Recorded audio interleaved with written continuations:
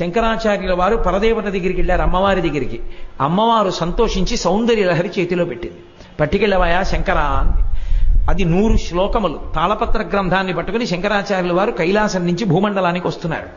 నందీశ్వరుడు చూశాడు. ఇన్నాళ్ళు సౌందర్యలహరి ఒక్క కైలాసంలోనే ఉండేది.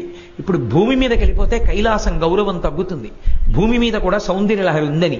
కాబట్టి ఇది దక్కడానికి వీల్లేదని 2 కొమ్ములతో పరిగెత్తుకొచ్చి శంకరాచార్యుల వారి చేతిలో ఉన్న పుస్తకంలోని తాళపత్ర గ్రంథాల్లో కొన్ని తాళపత్రాలు లాగేశాడు. మిగిలినవి శంకరుల చేతిలో ఉండిపోయాయి. 59 శ్లోకాలు ఉన్న తాళపత్రాలు వెళ్ళిపోయాయి, 41 ఉండిపోయాయి. శంకరుడు కించిత్ బాధపడ్డారు, అమ్మ ఇచ్చిన దాంట్లో కొంత భాగం పోయింది. అప్పుడు అశరీరవాణిగా అమ్మవారు పలికింది, శంకరా, నందీశ్వరుడి చేత ఎందుకు తీయించేశానో తెలుసా? నువ్వు అపరశంకరుడివి, నువ్వు ఈ సౌందర్యలహరి శ్లోకాలు